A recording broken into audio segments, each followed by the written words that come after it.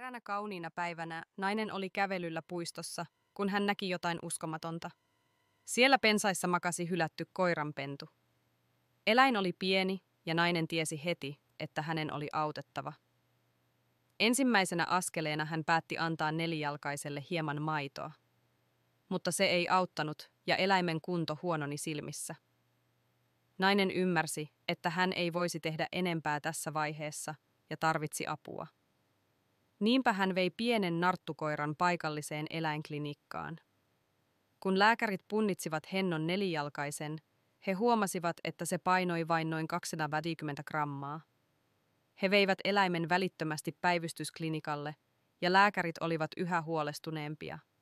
Pienen narttukoiran keho oli hyvin kylmä, sen ikenet olivat vaaleat, eikä se reagoinut, kun joku puhui sille. Ei voitu sulkea pois mahdollisuutta, että pieni eläin ei selviäisi. Tällä hetkellä tilanne näytti kaikkea muuta kuin hyvältä. Lääkärit ottivat yhteyttä eläinsuojaan, joka etsisi kodin köyhälle nelijalkaiselle. Tässä vaiheessa ei kuitenkaan ollut vielä varmaa, selviäisikö pentu edes sairaalahoidosta. Köyhällä eläimellä oli useita taakkoja kannettavanaan. Sen kehon lämpötila oli hyvin alhainen, verensokeri oli pohjalukemissa ja se kärsi nestehukasta. Tämän ikäiset koirat saavat yleensä hoivaa emoltaan. Ne eivät kykene säätelemään verensokeriaan itse. Emonsa luona oleminen ja sen kehon lämmössä pysyminen pitää pienet pennut yleensä hengissä. Mutta tällä pienellä nelijalkaisella ei ollut tätä vaihtoehtoa. Siksi säännölliset ruokinnat olivat osa prosessia. Se estää vauvakoiria ja myös vauvakissoja kuivumasta ja pitää verensokerin alhaisuuden loitolla. Ilman emoaan useimmilla poikasilla ei ole mitään mahdollisuutta selvitä, mutta lääkärit tekivät kaikkensa auttaakseen pientä pentua. Ensimmäinen askel oli antaa narttukoiralle lämpöä. Tämä auttaisi nostamaan sen kehon lämpötilan terveelle tasolle. Seuraavaksi eläimen tulisi saada vettä kuivumisen torjumiseksi.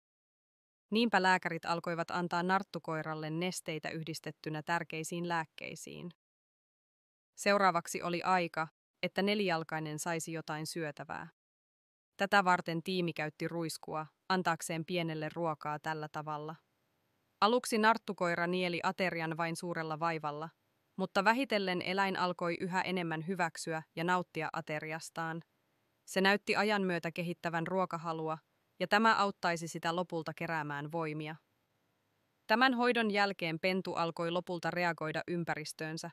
Ajan myötä eläin söi yhä enemmän aterioistaan. Kaikki osalliset olivat yllättyneitä, mutta ennen kaikkea iloisia sen edistymisestä. Sen kunto parani jatkuvasti. Kun pieni koira oli tullut heidän luokseen, se oli painanut vain 250 grammaa eikä reagoinut ympäristöönsä.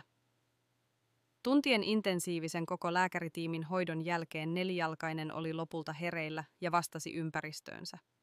Kova työ oli kannattanut enemmän kuin hyvin.